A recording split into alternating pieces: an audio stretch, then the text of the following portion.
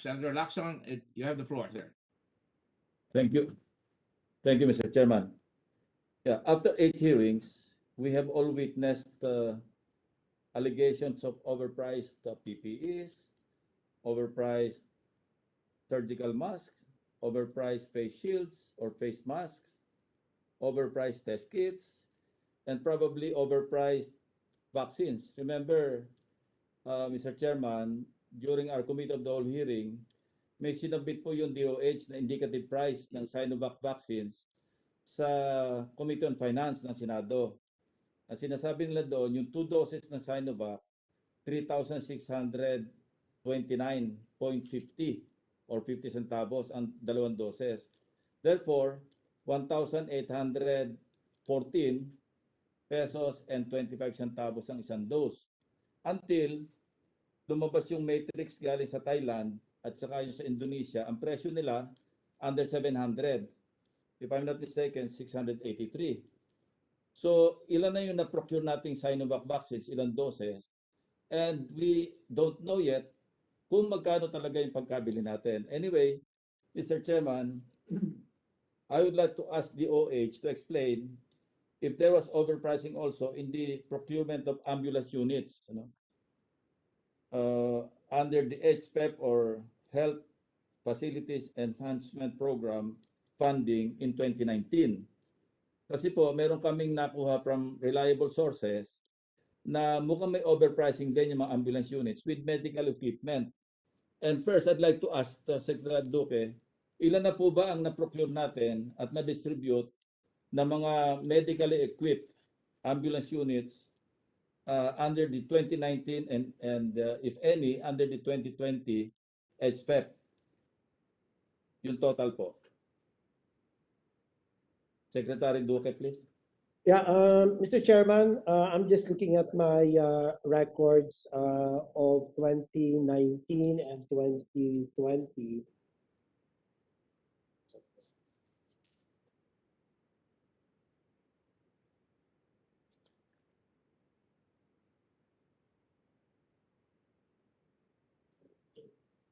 For 2019, ambulance 98 units. The distribution is as follows: Cavite 22, Laguna 22, Batangas 19, Rizal 14, and Quezon 21. I have the for Calabarzon,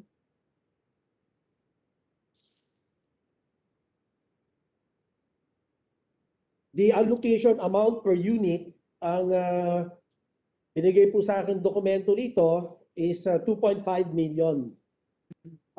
Land ambulance unit 98, and the total allocation amount is 245 million pesos. So the purchase, yeah. Go ahead po. So yung po purchase request, Your Honor, Mr. Chairman, number 1910-451 dated October 8, 2019. So ang bidders po dito ay ang SNS Enterprise Incorporated, nakalagay dito disqualified, ineligible, non-submission of JVA, I suppose this means joint venture agreement, and SLC, which is a standby letter of credit. And then the next bidder is was the One Tap Medical Systems Resources Incorporated. So disqualified, expired tax clearance of the JVA. Tapos nakalagay po dito, filing of motion for reconsideration. So there are dates here: November 15, November 18, November 21. Okay, Secretary Duque, how about in other regions? Ilan po yung na-procure at na-distribute? Sa Calabarzon lang kayo nag-distribute? I'm sure hindi lang po ito Calabarzon, but I'm still looking at the documents right now. Ito po ang ito po sa na-distribute po ito sa CAR 12 units, NCR 102, Region 1 42, Region 2 31, all the way to Barn. Total na lang po, Secretary Duque, buong Pilipinas, ilan yung units na distribute ninyo sa mga LGUs from This the 2019 HFEP funding? 841 po ang numero na binigay sa akin at meron pong breakdown yung ilan yung Sabit politics. nyo na lang po yung breakdown para will do that, mapag-discuss sir. tayo.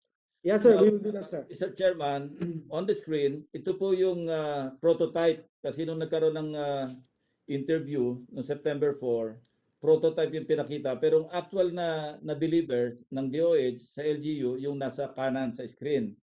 Now, yung actual donated ambulance, ito po yung presyo. Next slide. 2.5 million. Ngayon, yung LGU, one particular LGU, nag-procure ng sarili. Kinopya niya po yung dinonate ng DOH. Pareho-pareho. Kasi ang hindi kasama do sa donation, yung tinatawag na defibrillator, ano yun? Defibrillator, Mr. Chairman. Defibrillator. AED, no? External automatic external defibrillator, AED. Pero yung BLS, yung basic life support, nandyan din lahat. Ang bili ng ang procured price ng LGU na sinasabi ko, 1.5 million pesos per unit. So, lumalabas na merong overpriced na 1 million per unit. Parehong-pareho kung ano yung dumating sa kanila from DOH, yun din ang kanilang binili. Now, hindi po kami nagkasya doon. Ang ginawa namin, kumuha rin kami ng mga comparative values of land ambulance units. Pareho rin po. So, kinuha namin yung procurement ng LGU, 1.5.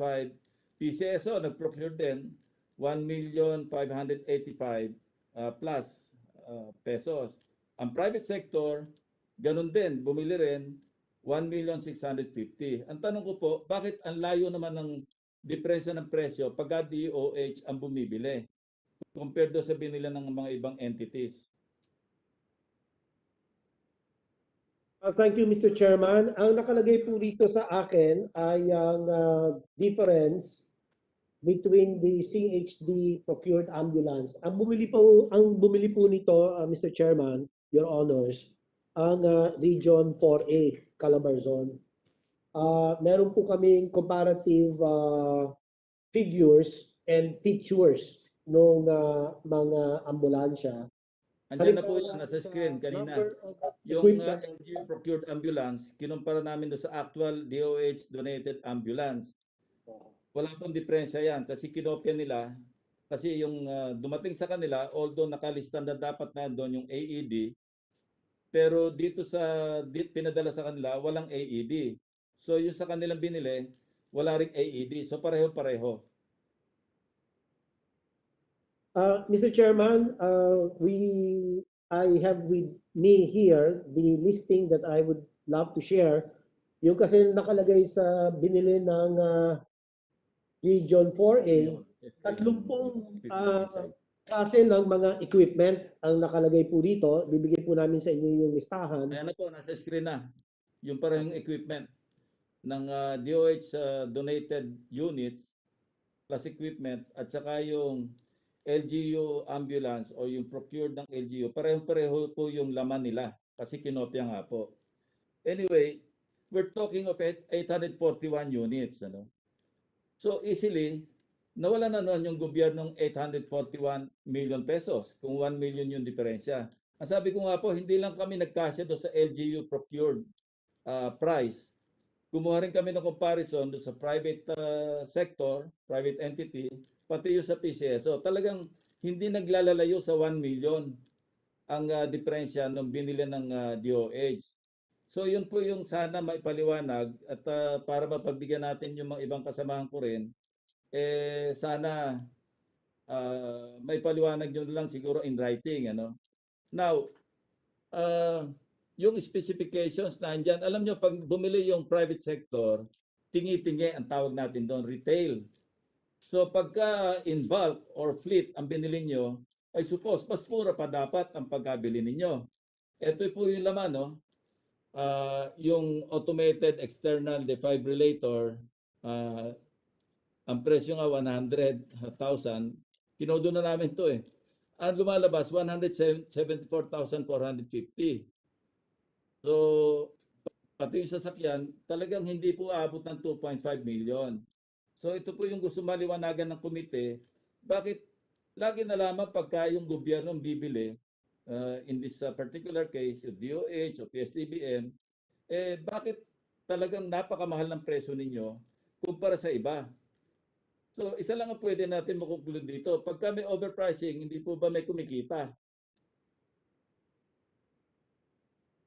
Mr. Chairman, salamat po. Ito pong dokumentong nasa harap ko, 30 ang bilang ng mga equipment na kasama doon sa DOH Region 4A procurement. Samantalang ito pong pinakita nyo kanina, parang asa 17. Kung pwede ko ipakita ulit, Mr. Chairman.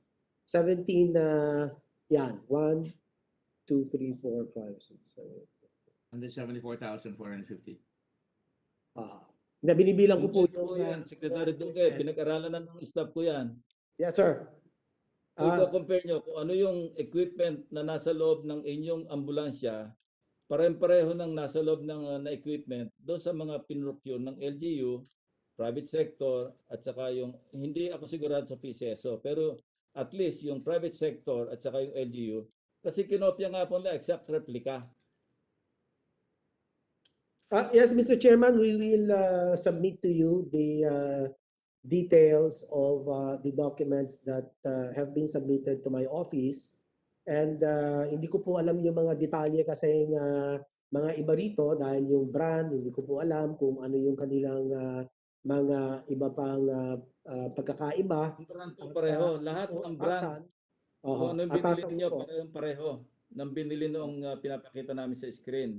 Wala hong diferensya. Kami na nagsasabi sa inyo kasi masusi namin pinag-aralan nito. Yes, sir. So, ang gusto ko sana marinig sa inyo, paimbestigahan ninyo tulad yes, sir. ng Of course, sir. overstocking, expired, nearing expiry. Ang pinadala nyo sa aming explanation, parang dinitalyo nyo lamang. Pero alam niyo, Secretary Duque, hindi ko na nga inumpisan sa 2016 yung overstocking, yung mga drugs at saka medicines. Sinimulan ko na nga ng 2013 para lang sabihin natin hindi mai-highlight para maipakita na baka naman yung sindikato quote unquote sa loob ng DOH na-outlive na nila yung mga sekretaryo na pag may dumating na bagong sekretary, entrance talaga yung sindikato kasi nandiyan lagi ang overpricing.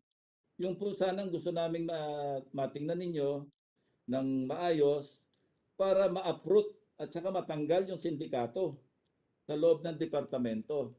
Kasi nga, pre-pandemic at saka during the pandemic, parang hindi nagbabago yung pagbili ng mga expired medicines, tapos yung overpricing. Yung sana po gusto kong ang hinihiling namin sa inyo, nagawa nyo ng karampatang aksyon. Di ba po yung unang-unang pagdinig natin, yan na yung hiningi ko sa inyo. Yes, sir. Yes, sir. We will do that, sir. Sana po. Yes, sir. Maraming salamat po doon sa inyong recommendation at sisiguraduhin ko pong matutukan ito, Mr. Chairman, Your Honors. Yeah, nabanggit na rin po noon na ayoko maniwala na kasapakat kayo doon sa kung meron man sindikato.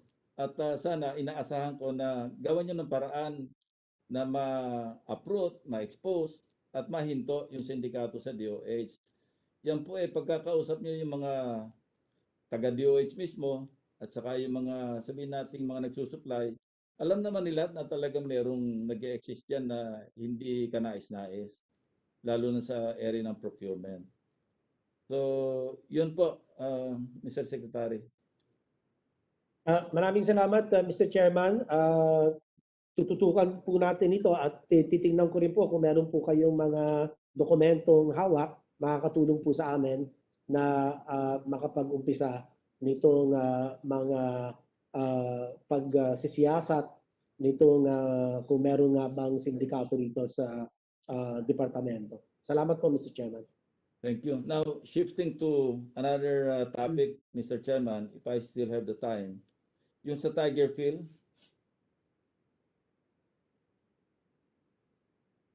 may we know from the Tiger Field representative kung ano yung total amount of sales earned by Tiger Field in relation to its transactions with Pharmally in 2020?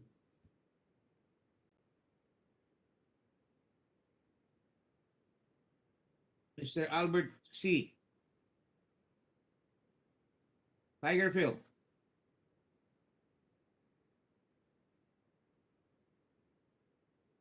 Tigerfield.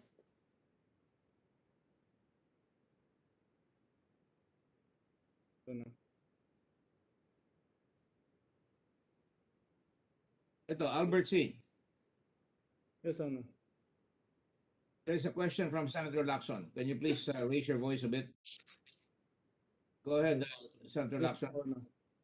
Yes, total amount of sales earned by Tiger Field to sa Pharmally, yung transactions niyo with Pharmally in 2020.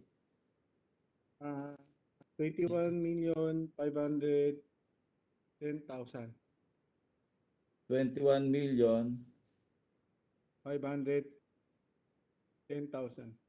Kasi if we look at your audited financial statement for year 2020, yung declared amount of sales, nasa 3.479 million lang. When in fact, you have sold face masks to Pharmally amounting to at least, yes, 25 million, 21.5 million pesos. Can you explain this discrepancy, Mr. C? Yes, Your Honor. Yes, between 3.479 million do sa inyong audited financial statement for 2020, malaki diferensya nito do sa 21.5 million. So kindly explain. Mr. Chairman, nabayaran na po namin ngayon araw yung amended VAT return at yung amended annual. Ngayong araw lang na ito. Opo, Mr. Chairman. So how much tax did you pay in relation to this transaction? 553,886.88 amended VAT return. Amended. Annual income tax return 1,138,680.5 po, Mr. Chairman. Now, if the Blue Ribbon Committee did not conduct the hearing, would you pay the amended tax returns or payment? We already paid. Would you have amended if the Blue Ribbon Committee did not conduct hearings on Pharmally? Yes po, Your Kasi Honor. ngayon lang araw kayo nag-amend. Opo, Your Honor, nagbayad po. So, kindly give us an honest answer. Kung hindi po nagkaroon ng pagdinig na ganito, would you have paid or would you have amended? We will pay. We will pay. You will, pa rin. Opo. Eh, why just now? Yes, Your Honor. Why just now? It's not answerable by yes or no. Ang tanong is why?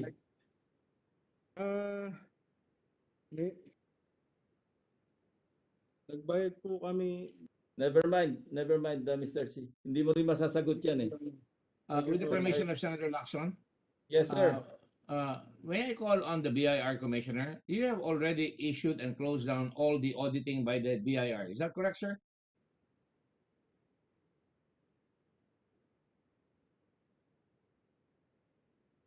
May I have the BIR Commissioner, please? Na-audit ko na po ito eh. Kung na-audit ko na, hindi na sila pwede mag-amend. Tama po ba yan, sir? Tama po yan.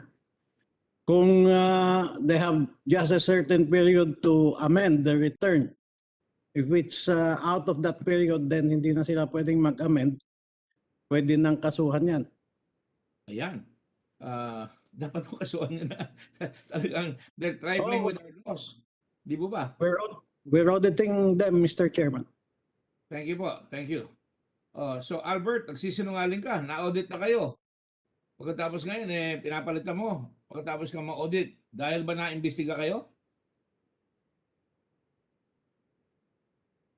Albert C., please. Remember, you already are going to be audited and investigated. Tapos under oath ka, pag nagsinungaling ka pa rito, meron ka pang tatamaan ka pa ng ano sagot? False testimony, di ba? Yes, Mr. Chairman, I asked that question if only to, underscore the importance of these hearings that you are conducting under your leadership, under your chairmanship. Kasi, ayan, humabol sila, maski pa paano nagbayad, maski may kaso na rin. So, hindi totoong wala nangyayari sa mga pagdinig natin dito, Mr. Chairman. Totoo po yan.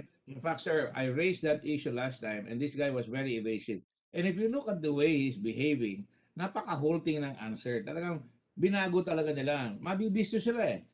O, talagang This is hindi the nyo first time. minamahalagaan ang gobyerno.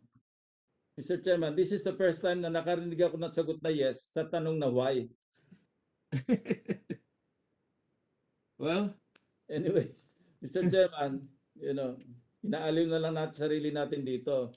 Now, Mr. Lau and Mr. Ong, Attorney Lau and Mr. Ong.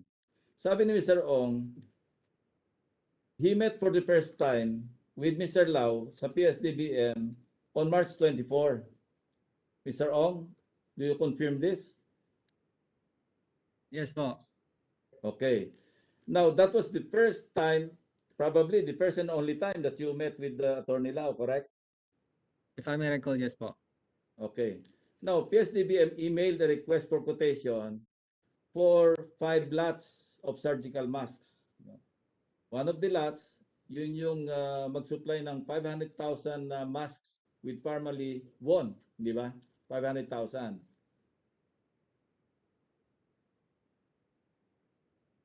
Ang unit per price 28, di ba? Yun ang base price na binigay ng PS-DBM. At yung contract, merong approved budget na 8 million pesos. Correct? Yes po. Now, in a matter of 2 hours and 55 minutes, kasi between 2:24 and 5:19 p.m., tinanong ito ni Chairman Gordon, naka-deliver na agad kayo ng 500,000 surgical masks at 27.72 per piece or a sum of 13,860,000 pesos. Ayan, nandyan. No? Now, ang tanong dito is, sino yung na-contact ni Miss Bago sa PS-DBM? Exactly, kasi palitan ng email ito eh. Ang bilis ka ng email, delivery ka agad. No, and I forgot to ask Mr. C. Lumabas kanina na fictitious yung address ng Green Trends, ano? So how were you able to contact Green Trends na fictitious yung address? Yung aming OSAA, yung aming Director General, hindi nga malocate yung address. Paano nyo na-contact yung Green Trends para masupplyan kayo ng face mask? Mr. Chairman, ang kausap ko po si Tiger Phil. No, I'm not no, aware. no, Mr. Ong, the question is addressed to Albert C. Albert C., please answer. Sorry po. Mr. Albert C.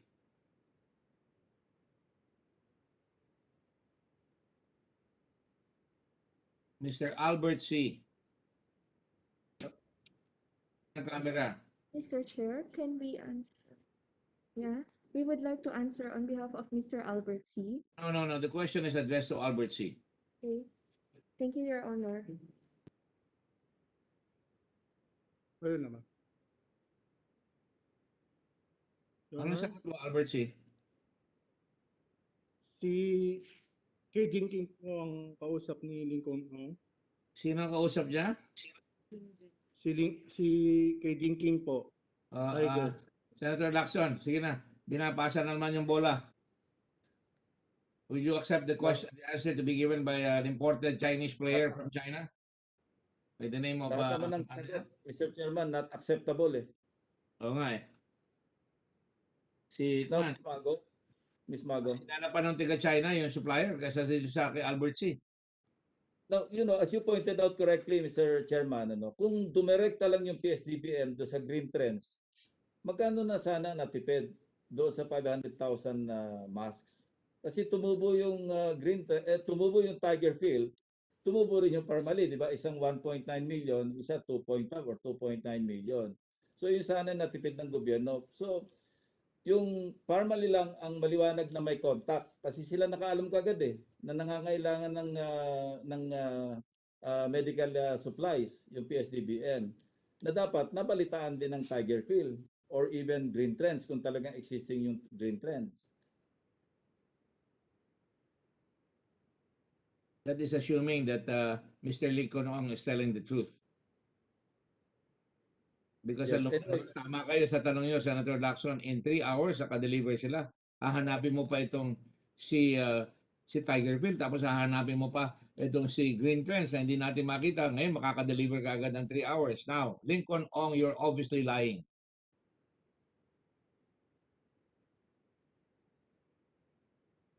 Yes, at the time when Attorney Lau and even Mr. Lincoln Ong claimed that there was scarcity of supply of face masks. Di ba yan ang unang hearing natin, yun ang sinabi nila?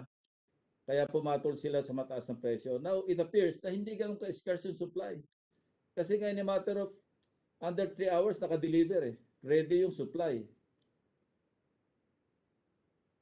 Lincoln, kung ikaw sabi ka na ng totoo at lalabas lahat siya, marami pa kami itatanong sa iyo, mas mahirap. Yes, Mr. Chairman, kasi alam nyo, pagka patuloy na nagsisinungaling si Mr. Lincoln Ong, well, the committee might decide to transfer him to Pasay City Jail instead of enjoying life here in the Senate. That's correct. So I would suggest strongly to Mr. Ong to when you sleep tonight, medyo pag-isipan mo mabuti kung medyo ibabangon mo yung iyong sabihin natin yung sarili mo to see the light para kung magkaroon tayo ng sunod na pagdinig, I would suggest that you tell the truth, the whole truth kasi yun ang oath mo When you first took your oath, when you were administered your oath, sinabi mo to tell the truth, the whole truth, and nothing but the truth. Anyway, for Mr. Mago, Miss Mago, I'm sorry. Yeah, di ba you received the email from PS-DBM? Yes, po, Your Honor. Okay. Who was your direct contact sa PS-DBM? Based on our records, Mr. Chairman, the email came from Mr. Patrick Magpantay. Patrick Magpantay. Yes, po. Now, ang sunod na tanong ko sa iyo, Miss Mago, why did you still respond to PS-DBM's email when the day before you already delivered what was asked of your company? What was your purpose in still sending that response to PS-DBM? It's all Mr. water under the Chair. bridge because naka-deliver na kayo, di ba? Yes, po, Mr. Chairman. But why did you have to respond pa? Yes, I responded to the RFQ email based on the instructions of our management po. No, kanina merong claim, yung napanood nyo naman siguro yung video na pinalabas ni Senator Ontiveros, di ba? And your name was Yes. prominently mentioned. How would you respond to that? Mr. Chairman, I would have to watch the video again because I believe there are a few or even more allegations that I'm not sure if I heard it correctly. But then with the regards to the changing of the stickers of the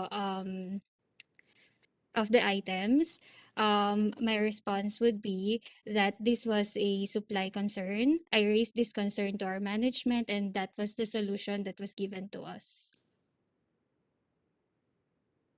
Mr. Chairman, with the permission, she therefore confirms that they actually were doing it. Yes, The Mr. permission of- Chairman. Go ahead.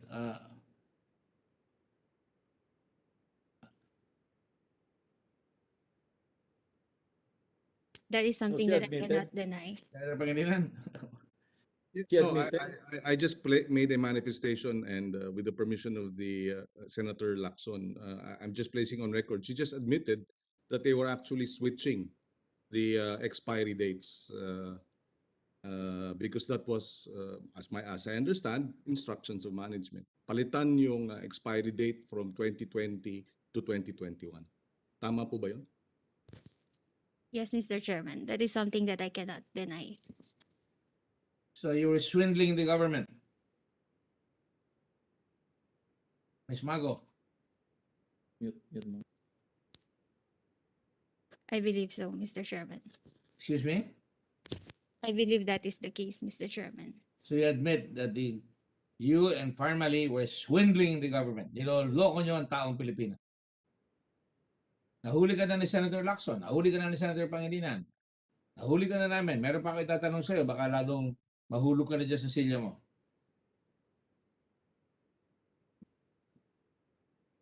As a follow-up, Mr. Chairman, Yes, go who ahead, sir. ordered you to give that instruction to the warehouse man?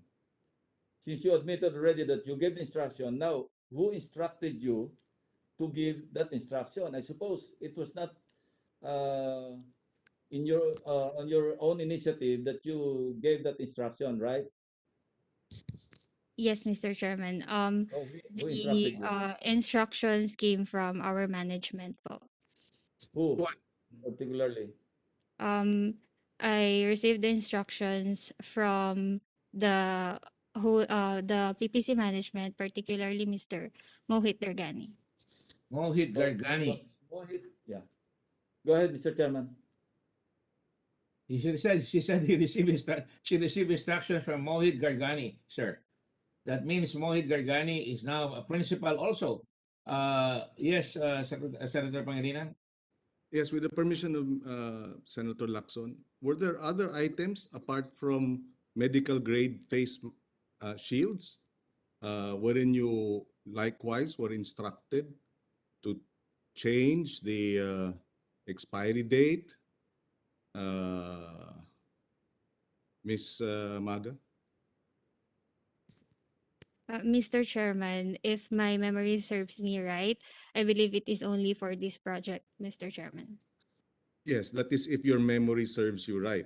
In other words, you could be wrong or your memory may be failing, but in fact, there were others. You are probably not sure. You don't know for a fact. Please allow me some time to verify po the details of our other projects, and Yes. In other I will words, get back to you. yes. Grace, you're a Filipino. Yes po, Mr. Chairman. You're a Filipino. I think you're a good lady who wants to get up in life. Nasama ka dyan sa mga mayayaman na tao na kayang mabuhay ng sarili nila. Ikaw, you're still struggling, I suppose. And I have other evidence that I'm going to confront you with.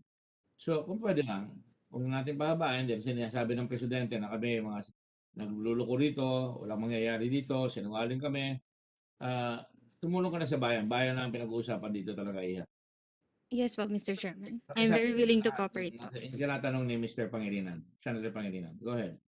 Yes, and with that manifestation, Senator, Mr. Chairman, perhaps we can request the Senate President and the Sergeant at Arms, if it's possible, to provide security for Ms. Mago, should she be willing to fully cooperate. Earlier, Ms. Mago, sabi ni Senator Lacson, the whole truth. Hindi naman sinabing, do you swear to tell part of the truth? Hindi ba? Kasi you're telling part of the truth. Inamin mo na meron kang na inutos sa'yo na palitan yung mga expiry dates from 2020 to 2021 ng mga face shield na ibinigay sa ating mga frontliners kasi medical grade yun eh. So maaari dahil yung ganong klaseng quality ay substandard, maaari merong mga nurse at mga doktor na nagka-COVID at namatay dahil sa substandard na dapat sanay medical grade na face shields dahil nga pinalitan ng expiry date at binigay yung quality na hindi tama. Kaya yon inamin mo na. Diyan pa lang ay meron ka ng pananagutan. Pero kung ikaw ay magiging telling the whole truth, then we might be able to provide you, or we should be able to provide you the necessary security to protect you as you cooperate. I yield the floor, Mr. Chairman. Thank you, Senator Pangilinan. Senator Lacson, would you have another question? Because I'd like to confront her also. Go ahead. Sir, I would just like to be clarified further, no? Kasi yung first contract, diba 12 days after the supplies were delivered, saka pa lang lumabas yung purchase order, no? So my question is it a regular practice in PS-DBM that deliveries precede the release of the purchase order? Ang pagkaalam ko sa purchase order, ito yung contract eh. So ito yung na perfect na yung kontrata. That's the reason why a PO is released. But if we look at the timelines, 12 days after ng delivery, saka pa lang na-release yung PO. So my question is, and this may be answered by either Mr. Ong, kung meron silang experience in the past, regular practice ba ito? Or even PS-DBM, if they can respond. So, is it the first time that you issued the PO after the delivery of the supplies had been made? Anybody? Mr. Ong or PS-DBM? Mr. Chairman, Lloyd Lau po. Attorney Lau? Yes, please. Mr. Lau, this scenario kasi happened when the letter of instruction was sent to us, a letter of intent was sent to us by Mr. Ong, stating that they have on hand items. This is similar to what happened dun sa 50,000 na initial na nabili natin na surgical face mask as early as I think March. Basta mauna yun si ano eh. I'll just get the record. I think nauna to si I'll just give me 1 second. Si ano po, si New Life at around 50,000 and si Pharmally 100,000. Nauna po to March 2020 si New Life. When they bring the items to us, they would show na, oh, meron kaming on hand if you want to buy. So, pinapakita nila sa amin. 50,000 is just a little. So, pwede nilang iuwi. Yung kay Pharmally po, on the 24th, nagpadala silang letter of instruction. Their offer was 900,000 pieces and on hand siya. So, since March 9 until March 24, 50,000 na ang nakuha namin, na nabili namin. So it's a very long time. It's very frustrating for our office. So when he offered, I made a challenge. O sige, if it's on hand, show it to me. In fact, I was expecting that they would show it on March 24. They delivered it on March 25 after office hours. Ni-receive ng mga staff namin. And I was informed, sir, may pinakita talaga dito items. Ang dami pala ng volume na pinakita. So sabi ko, sige, but sabihin nyo, we have to follow the process. So the process was continued. Since they participated in the procurement process of PS-DBM, dun lang sila nanalo. After April 6, on April 6. So dun lumabas ang contract. So yung delivery nila is not actually a document that we issued to them. They let us sign an unofficial document na meron silang iniwan. So there is no commitment on PS-DBM to get it or not. Kasi we have to process it. The problem kasi during that time is we are running on the system under RA 9184, but we are already procuring under emergency procurement. Then we are also procuring on March 25. Nag-ano na tayo, naging bayanihan. So ang problema doon, everybody does not know that much on the system. So pati yung ICAR namin, i-explain ng mga tao namin what happened, yung inspection and certification acceptance report. Kaya April 6 na siya lumabas kasi inantay yung process. So nung lumabas na siya talaga panalo, na-issue yung notice of award, na-issue yung PO, that's the time we utilize the items and made use of it na binenta natin sa mga government agencies, NGAs, LGUs, which in fact during that time naubos din. Mabilis na ubos yan. The items we procured in April was actually consumed in April. Now, Attorney, ano let yes. me cut you short. Sorry, no? I understand. para makapagtanong din yung iba. So all this discussion took place on March 24 when for the very first time you and Mr. Ong met in PS-DBM. Itong Yeah. narrate mo na discussion, it all took place on March 24 when Mr. Ong first met you in your office. Yeah, actually, that was the You're challenge. very comfortable with the commitment. Ano You ba? accepted the challenge in spite of meeting Mr. Ong for the very first time. No, Naniwala ka agad na I sige, made, mag-deliver kayo, maski walang PO, at babayaran kayo. no, I did not make an offer to pay. I challenged him when he said, meron kaming on hand. And I said, oh, pakita mo kung totoo. It's the same thing with New Life because that's what they offered. Now, I'll just make it clear, Mr. Chairman, na like the procurements we had, like this one, is on hand. Kasi yung DOH kasi na April 18 na award or April 20 na award, April 20, 2020 na award na 3 million pieces at 16 pesos, the delivery was actually made on May 18 and May 19, 2020, a month after. Mr. So Chair, it's the same type of procurement that we had with EMS at 30. Mr. Lau, you're going into all sorts of directions, which is a sign of a wriggling worm. No, yes, Mr. Chair. Ikot-ikot ka na eh. Senator, mga Pangilinan? Yes, very quickly, Mr. Chair. Again, his earlier manifestations in previous hearings about the effectivity of Bayanihan 1, about Republic Act 9184. Mr. President, Mr. Chairman, I suggest we get a matrix and put them together. It will establish that Mr. Lao has been inconsistently mouthing different laws, different legal arguments, moving from one to the other and trying to mislead this committee, Mr. Thank you very much, Senator Pangilinan. We don't have to, but it's obvious that that Thank you, Mr. Mr. Lau Chairman. is trying to wiggle himself out of this situation. The fact is they paid it. They paid it. And the bandang huli, they paid it. Yun lang ang pinag-uusapan dito, binayaran lang nang wala silang chinecheck. Yun ang talagang kwan, gross negligence. Yun ang nakalagay sa anti-graft law. At nakalagay sa lahat ng rules and regulations. Dapat, kahit na nagmamadali kayo, hindi tinanggal yung due diligence. Alright? Yun ang malinaw. Lacson? Last point, para mapagbigyan yung mga ibang kasama natin, Mr. Chairman. Ito, I'm flashing on the screen yung September 13 testimony ni Attorney Lau. Ano? Attorney Lau said that the office, that the PS-DBM was shocked when Pharmally delivered the masks on March 25. He also said, no, and I would like to quote, no, hindi namin bibilin yan, but at least you have proof that you were able to deliver. That's it. But in spite of that, they paid.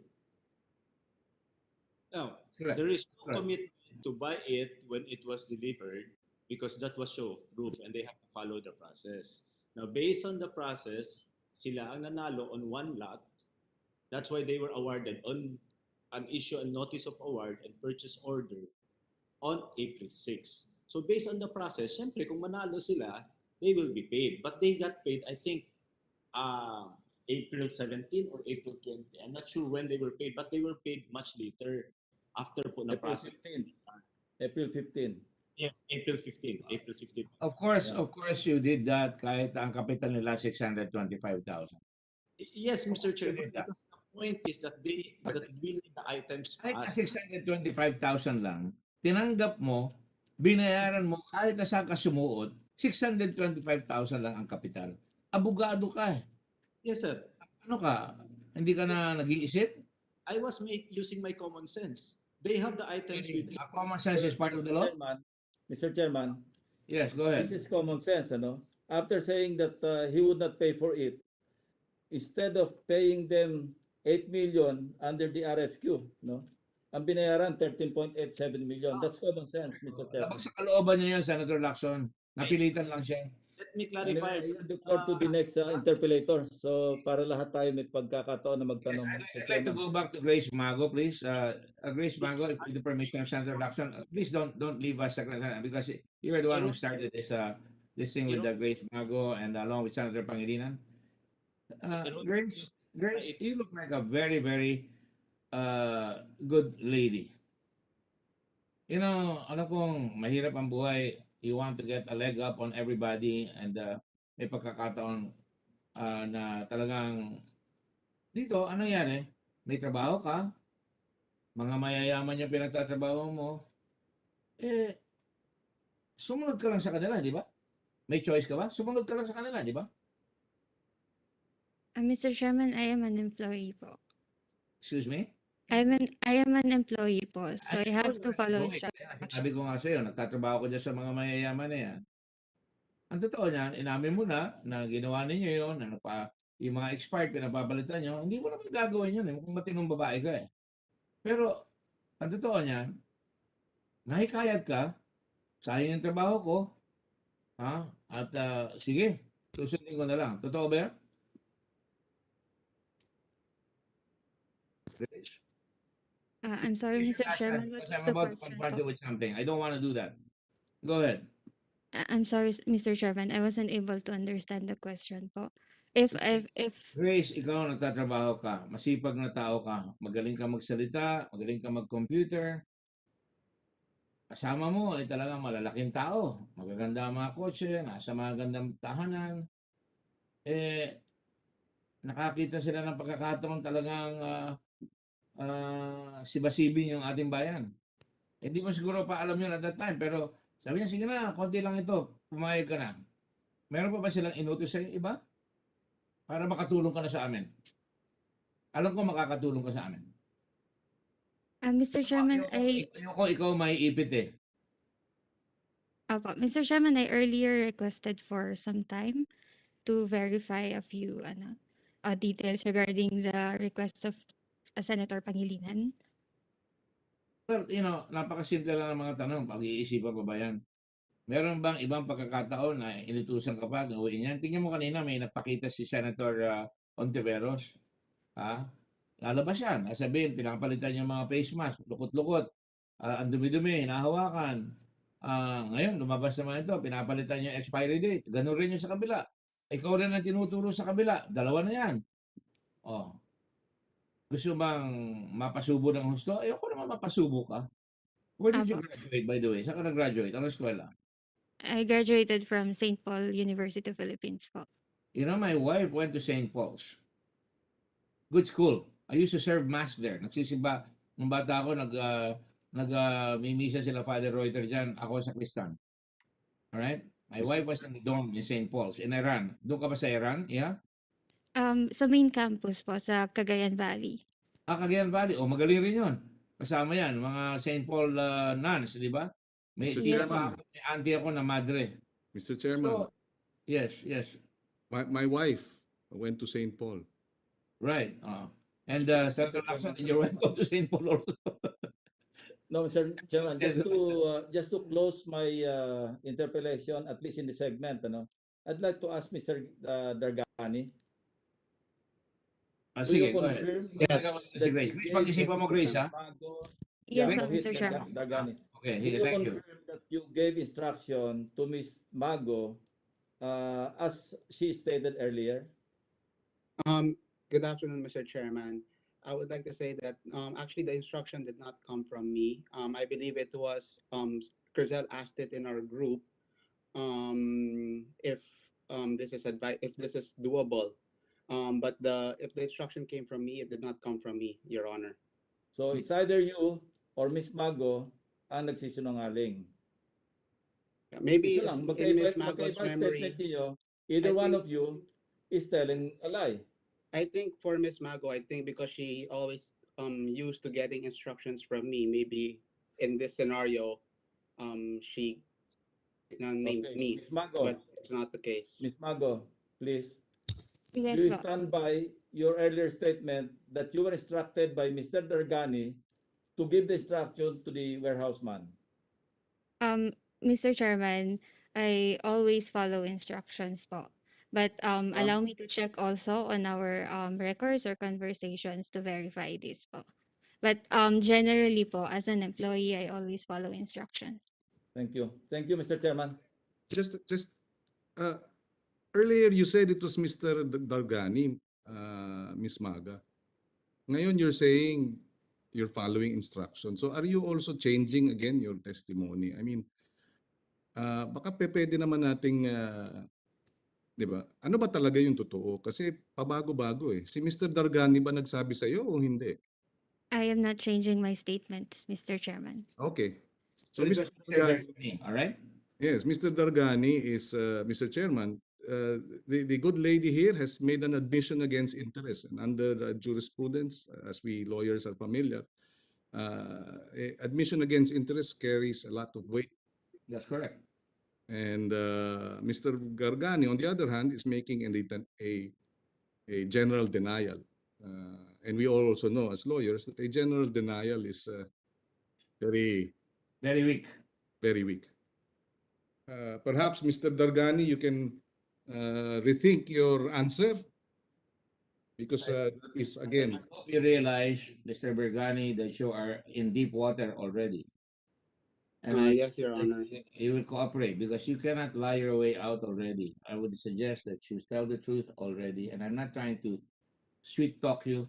It is very important at this point in time. Whatever you said under oath will be taken by another, and this time in a court of law, in a criminal proceeding. Yes, Your Honor. Like what I said, the instructions did not come from me. I know that I'm under the oath, and I'm speaking the truth here, Your Honor, that no instructions came from me. On 2 occasions, your name has been brought up, one in the warehouse, and now this one. Okay, it's up to you. All right. I think as mentioned also by that witness who we don't even know and we're willing to face head on. He did not. He only mentioned that we only saw him, or he saw me only once. I don't even Mr. know who he Chairman, is. Don't Mr. worry, we Chairman. will present that witness, right, Mr. Senator Chairman. Antiveros? We will present that witness. Don't Yes. worry. Yeah, Mr. Chairman, just a quick manifestation on the point raised by Mr. Dargani. Excuse me, Mr. Dargani, but your employee already admitted to doing it, to instructing it. So you're trying to question the testimony earlier or the manifestation earlier of that witness.